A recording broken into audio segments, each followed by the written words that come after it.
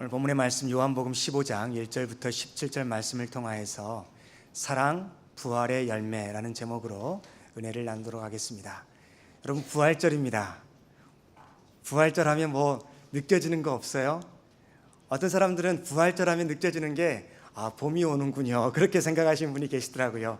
특별히 시애틀에 살다 보면 기나긴 비로 점철되었던 시애틀의 겨울이 지나가고 이제 주님의 은혜와 사랑을 더 깊이 경험할 수 있는 그런 봄의 시즌이 찾아오고 그 시작이 바로 부활절 아닌가, 그렇게 해석하시는데 일리가 있다, 그렇게 생각을 했습니다.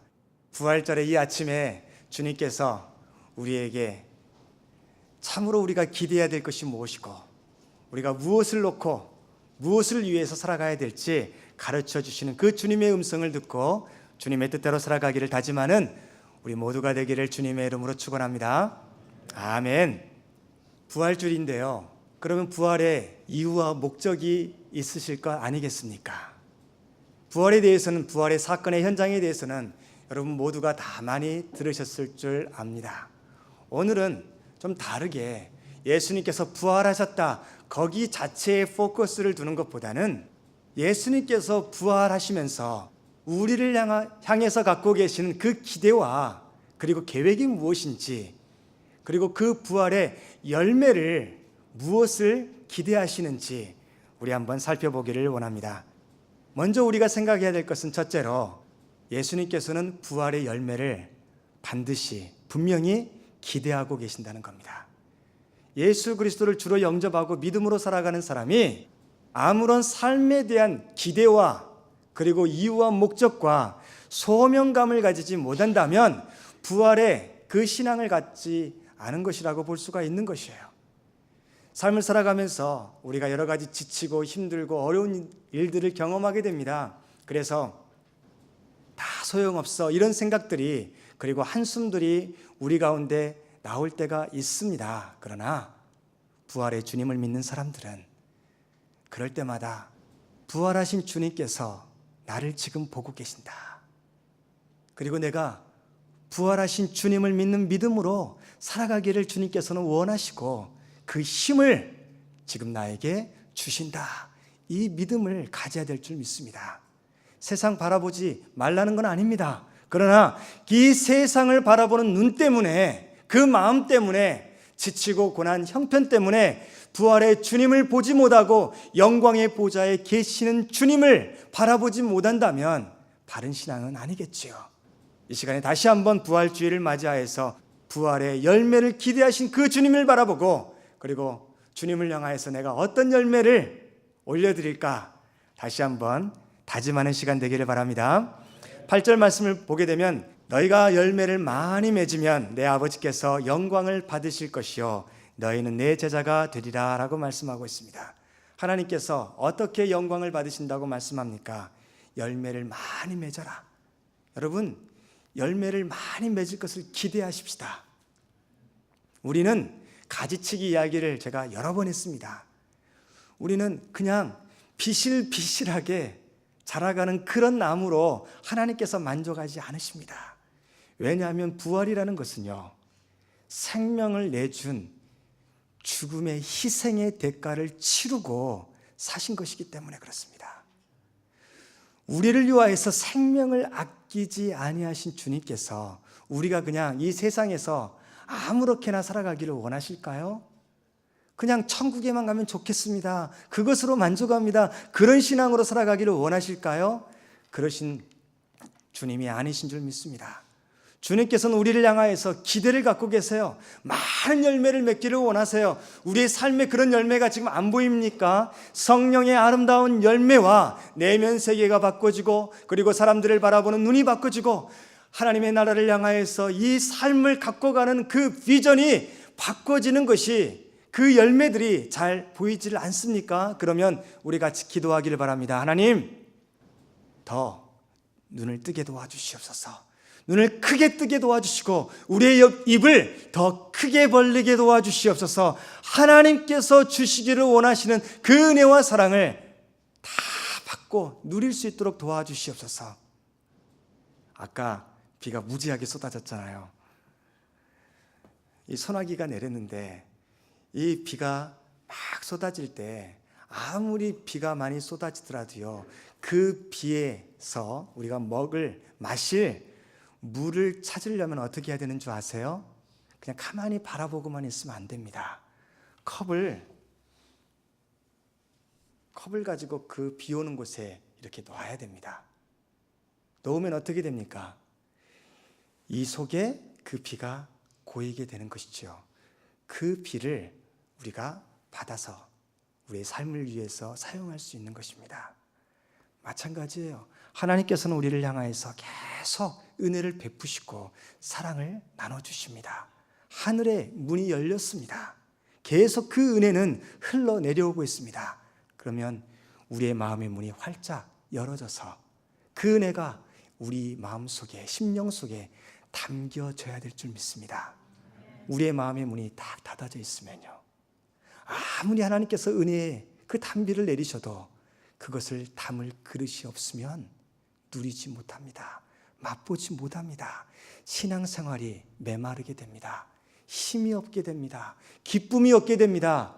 삭막하고 적막하고 외롭게 됩니다. 사랑하는 여러분, 하나님께서 우리를 향하여서 베풀어 주신 그 은혜의 담비를, 사랑의 담비를 다 받아 누리시기 바랍니다. 그것을 즐기시길 바랍니다. 주님께서는 우리가 열매를 많이 맺기를 바라셔요. 그러면 열매가 별로 없잖아요. 그러면 생각을 해야죠. 나를 돌아봐야죠. 무엇이 나로 하여금 많은 열매를 맺지 못하게 만드는지를 돌아볼 줄 알아야 됩니다. 그래서 많은 열매를 맺지 못하게 하는 그 원인을 찾아서 우리가 가지치기도 하고요, 필요한 양분을 더 많이 공급받기를 위해서 힘쓰고요, 우리의 뿌리가 믿음의 깊이를 더 깊이 하지 못하고 있으면 하나님, 믿음의 은혜, 그 하나님의 그 생명의 뿌리가 더 우리 심령 가운데 깊이 내려지게 도와주시옵소서 간구하며 기도해야 될 줄 믿습니다. 그런 믿음으로 살아가라는 것입니다. 주님께서는 우리를 향하여서 그런 기대만 갖고 계시는 게 아니라 16절 말씀을 보세요. 주님께서 말씀하십니다. 너희가 나를 택한 것 아니야. 너희가 열매를 맺으려고 애쓰지만 열매는 너희에게서 나는 것이 아니야 가르쳐주고 있습니다. 열매는 우리가 포도나무이신 예수 그리스도께 붙어 있을 때 기대할 수 있는 것입니다. 그리고 포도나무가 건강하기 때문에 그 가지는요, 잘 붙어 있기만 하면 건강한 아름다운 싱싱한 열매를 맺을 수 있게 됩니다. 주님께서 뭐라고 말씀하셨어요? 내가 너희를 택하여 세웠다. 어떤 대가를 치르시고요, 자기의 생명을 다 바치시면서까지 내가 너희를 살리러, 내가 너를 하나님의 자녀로, 나의 제자로, 하나님의 사람으로, 믿음의 사람으로, 부활의 신앙을 가진 참 신앙인으로 세우기 위해서 내가 너희를 선택하였고, 그리고 너가 그냥 세상에 근심하고 걱정하고 세상의 폭풍 가운데 그렇게 살아가는 그런 인생이 아니라 이제는 세상을 승리하며 살아갈 수 있는 담대한 믿음을 갖게 하기 위해서 내가 너를 만들어 가겠다 말씀하시는 것입니다. 주님께서 하신 말씀을 자세히 보세요. 내가 너희로 열매를 맺게 하겠다는 약속의 말씀입니다. 또 너의 열매가 항상 있게 하게 주겠다.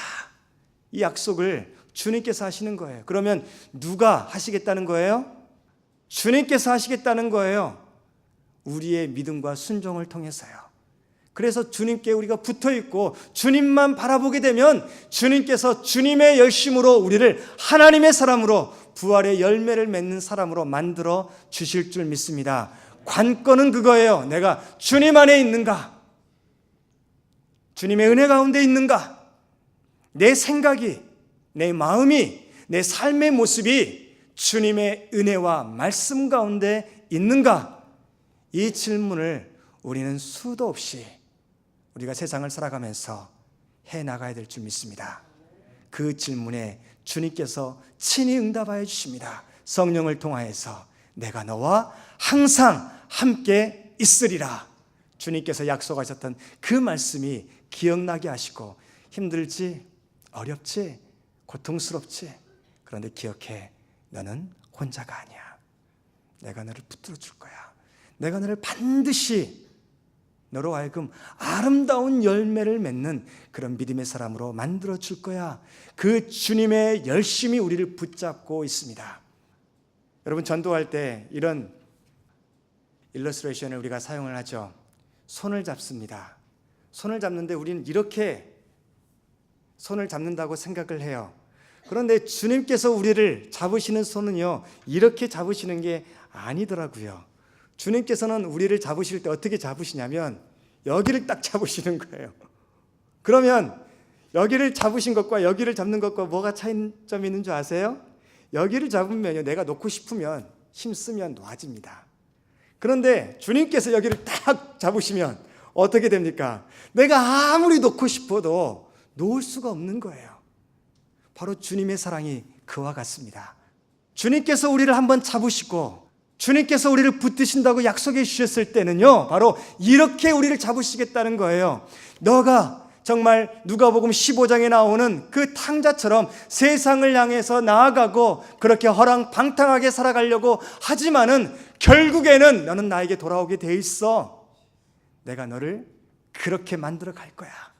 그래서 타락하지 않았을 때, 방황하지 않았을 때보다 더 깊이 하나님 아버지의 마음을 헤아릴 줄 알고 성숙한 모습으로 하나님의 은혜와 주님의 임재 가운데 들어가는 그런 사람으로 내가 만들어 줄 거야. 그렇기 때문에 하나님께서 우리로 하여금 자유의지를 허락하여 주셔서 세상에서 방황하고 세상에서 내 욕심을 따라가는 것을 주님의 주권 아래에서 허락하시는 것을 우리가 경험하게 되는 것이죠. 사랑하는 여러분, 기억하시기 바랍니다. 하나님께서 열심을 품으시고 우리를 붙잡으십니다. 그러면 세상 그 무엇도 그 하나님의 사랑에서 우리를 끊을 수 있는 것은 몇 개가 있다? 아무것도 없다. 기억하시기 바랍니다. 이 세상에 하나님의 사랑에서, 하나님 아버지 그 사랑에서 우리를 끊을 수 있는 것은 아무것도 없다는 것을 여러분 기억하시고 그 주님의 열심에 그 안으로 우리 들어가시길 바랍니다.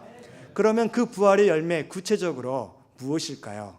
부활의 열매는요, 주님의 은혜 가운데 있으면 주님을 더 사랑하게 됩니다. 9절 말씀 같이 한번 읽어봅니다. 시작. 아버지께서 나를 사랑하신 것 같이 나도 너희를 사랑하였으니 나의 사랑 안에 거하라. 아멘. 아이가 태어나고 아이를 키우면서 세상으로 내가 너를 험하게 그리고 정말 거칠게 세상을 승리하는 그런 사람으로 키울 거야 하면서 태어나자마자 밖으로 버리는 그런 부모 아무도 없습니다. 우리는 사랑과 정성을 다해서 그 아이를 키웁니다. 주님께서 바로 그 말씀을 하시는 거예요. 너가 이제 세상을 향해서 나아가기 전에 해야 될 일이 있는데 내 사랑 안에 더 거해야 돼. 그래서 그냥 머리로만 하나님 사랑하고 주님 영접하고 구원받는 그것에 만족하지 말아라. 여러분, 하나님의 말씀을 묵상하고 하나님의 말씀의 은혜 가운데 들어가다 보면요, 하나님을 더 사랑하게 되는 마음을 하나님께서 주심을 깨닫게 됩니다. 내가 만들어내는 것이 아니라요, 주님께서 나를 얼마나 사랑하시는지 그 은혜를 깨닫게 하시고 그 은혜의 감사와 감격을 누리게 하실 때가 있습니다. 그러면서 더 우리가 어떤 마음을 갖게 됩니까? 주님, 제가 주님 안에 있음을 감사드립니다. 여러분, 우리가 예뻐서 주님께서 우리를 품으실까요? 우리가 주님 앞에서 잘하고 착한 일만 해서, 선한 일만 해서 하나님께서 우리를 보호하시고 지키시고 내 사랑 안에 거해도 돼, 그렇게 말씀하실까요? 솔직히 우리를 돌아보면 그러지 않습니다. 우리는 아이들을 키우면서 사춘기 아이들, 정말 북한도 김정은도 무서워서 침략하지 못한다는 중2 그 아이들 키우면서 우리는 정말 얘가 내 아이인가? 이 생각을 가질 정도로 함께하기가 어렵다는 생각을 가질 때가 있어요. 그런데 주님께서는 그 무서운 중2보다 더 우리가 험하고 악하고 제 멋대로 있는 것을 아십니다. 그들은 우리에 비하면 양반이죠. 우리는 겉으로는, 형식적으로는 모양새는 갖출 줄 알아요. 이게 더 힘든 거예요. 깊은 은혜 가운데, 하나님과의 깊은 교제 가운데 들어가는데 그게 오히려 더 가로막는 거예요. 아이들은 그래도 솔직하기라도 해요.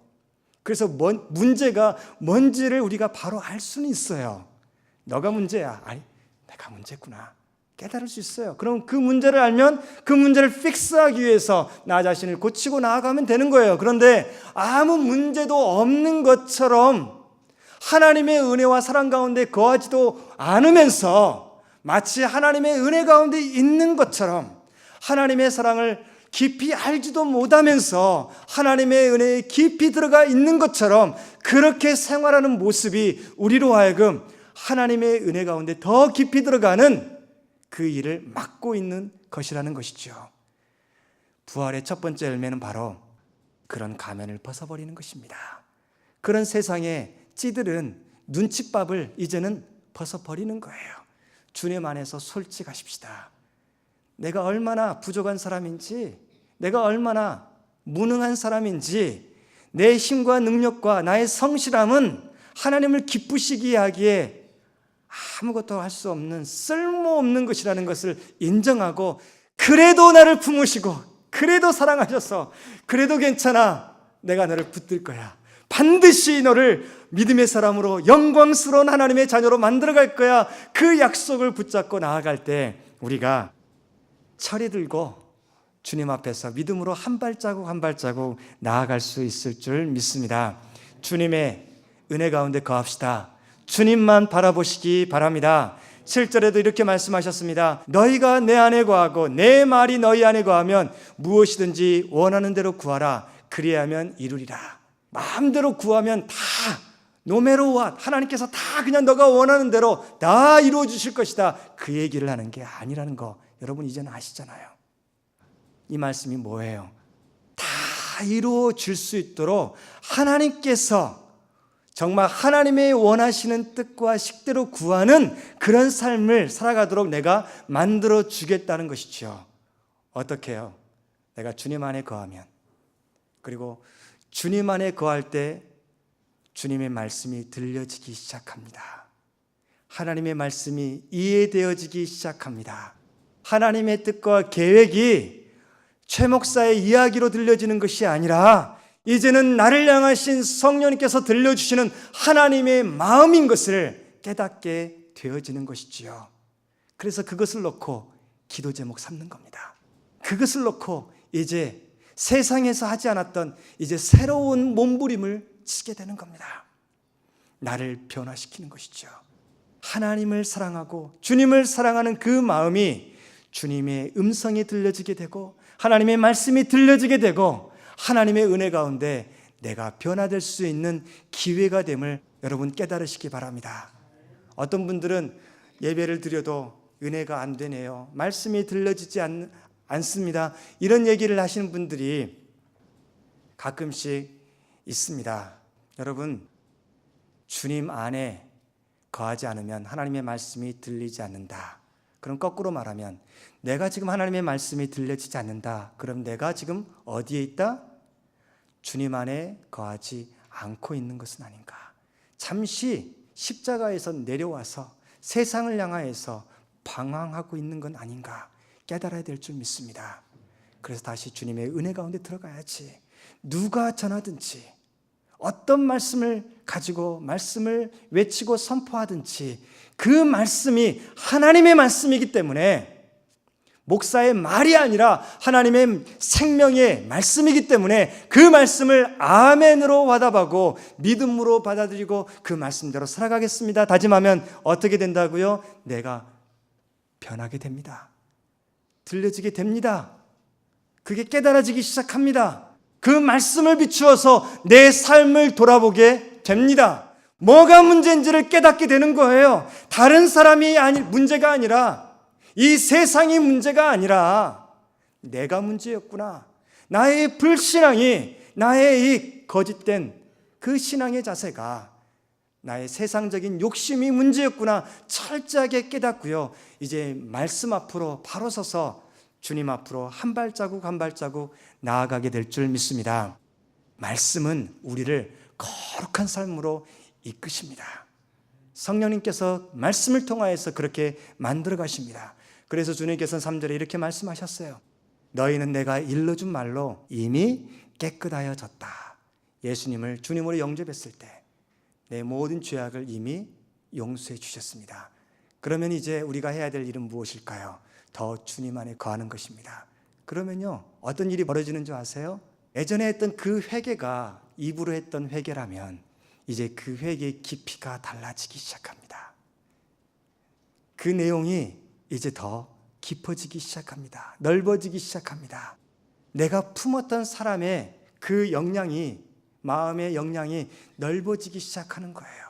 이젠 다른 사람들 나에게 상처 주고 힘들게 했던, 그 못살게 굴었던 그 사람은 정말 하나님, 기도 제목이 저 사람 좀 어떻게 해주세요, 이렇게 했던 기도 제목에서 하나님의 말씀 가운데, 하나님의 은혜 가운데 살아가다 보면 이제는 내가 바로 저 사람보다 더 험하게 살았던 그 모습이 있는 것을 깨닫게 되고 그 사람을 위해서 기도하는 사람으로 바꿔지는 이런 변화가 일어나게 되는 것이죠.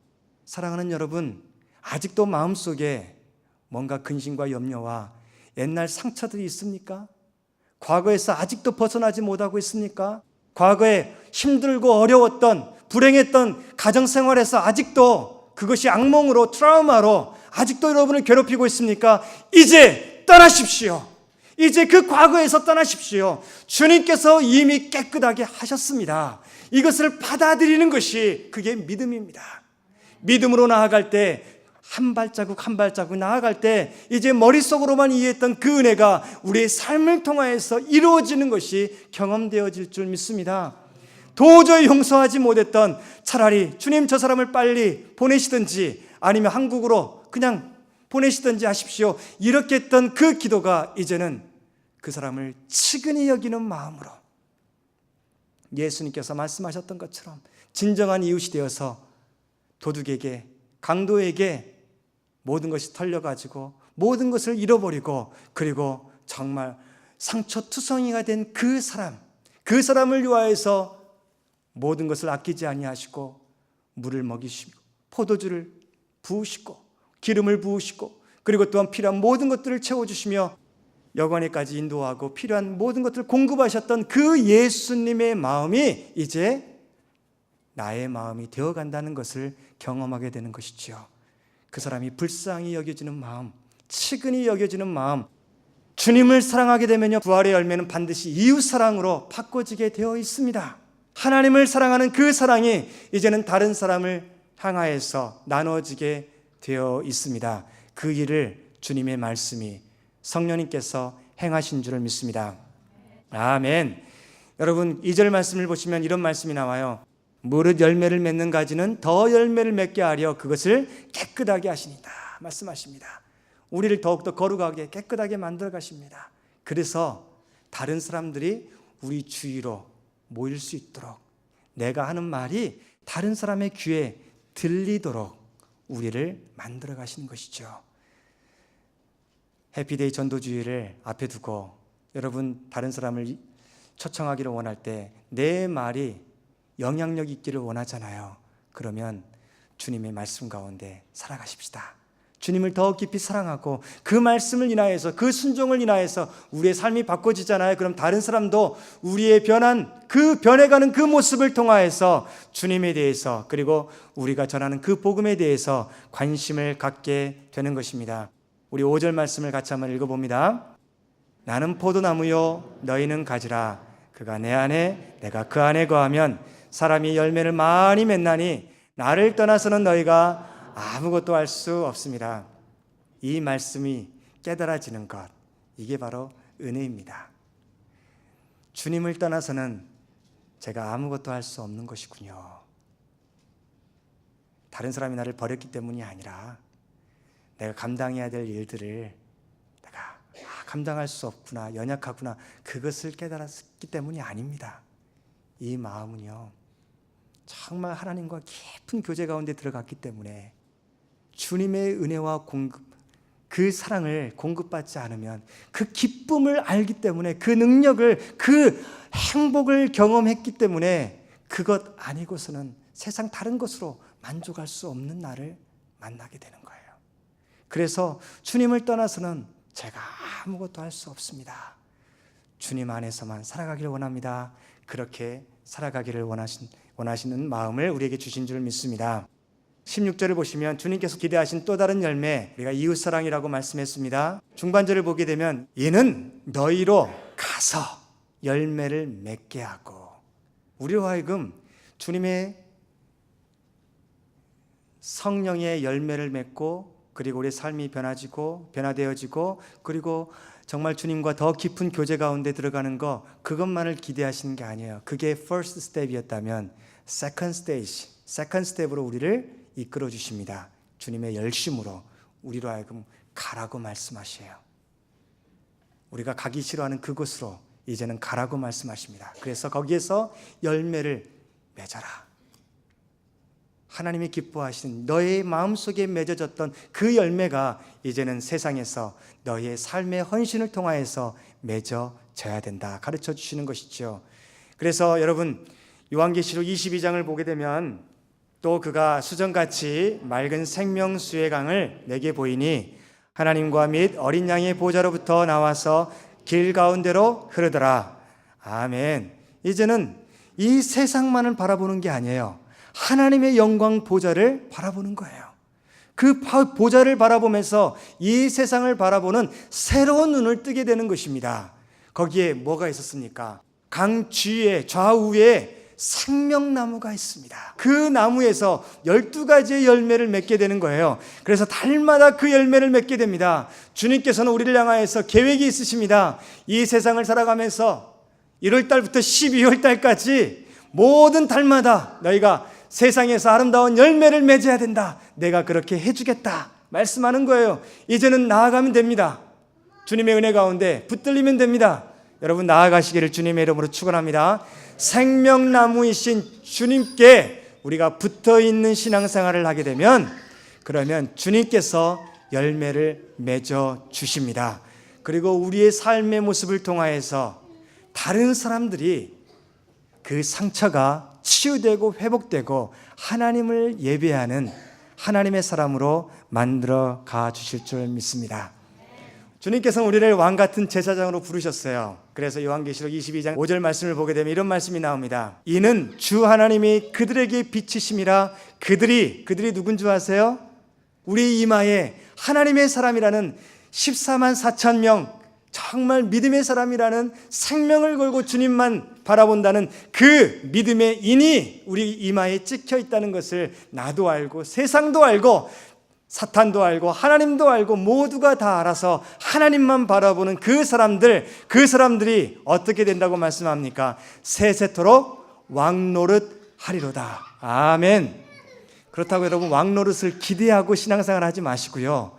우리가 겸손히 섬김에 나아갈 때 하나님께서는 왕같은 제사장으로서 우리를 이 세상에서 꼭 필요한 사람으로 많은 사람들에게 하나님의 은혜와 사랑을 나눠주고 다른 사람들의 상처와 아픔과 그 모든 것들을 치유하고 회복하며 꿈을 심어주고 세상을 바라보는 새로운 마음의 눈을 뜨게 하고 인생의 눈을 새롭게 뜨게 하는 믿음의 사람으로 우리를 만들어 가실 줄 믿습니다. 아멘. 그 주님 앞에 우리 믿음으로 살아가길 바랍니다. 그러면요, 부활의 열매에는 반드시 기쁨이 있습니다. 마지막 11절 말씀 같이 읽어보고 말씀을 맺습니다. 시작. 내가 이것을 너에게 이름은 내 기쁨이 너희 안에 있어 너희 기쁨을 충만하게 하려 함이라. 아멘. 주님의 기쁨이 우리 가운데 충만하기를 예수 그리스도 부활하신 주님의 이름으로 축원합니다. 기도하겠습니다. 하나님 아버지, 감사합니다. 주님께서 우리를 사랑하여 주셔서 믿음의 사람으로, 하나님의 사람으로 우리를 만들어가 주심을 감사합니다. 이제는 부활의 첫 열매가 되신 주님, 우리도 많은 열매를 맺는 하나님의 부활의 열매를 정말 주님 앞에, 영광의 보좌 앞에 올려드리는 그런 믿음의 사람으로 만들기를 원하시는데 그 열심에 우리가 붙들림 바 되게 도와주시옵소서. 주님을 더욱더 사랑하게 도와주시옵소서. 말씀이 들려지게 도와주시옵소서. 말씀으로 인하여서 내 삶의 변화가 있게 도와주시옵소서. 하나님 아버지, 이웃을 사랑하게 도와주시고 세상을 허무주의로 정말 낙담하며 살아가는 것이 아니라, 소망 없이 살아가는 것이 아니라, 이제는 꿈과 비전을 가지고 하나님이 주신 소명을 가지고 이 세상을 살아가는 우리 모두 되게 도와주시옵소서. 주님께서 우리와 함께 하심을 감사하며 우리 구주 예수 그리스도의 이름으로 기도드리옵나이다. 아멘.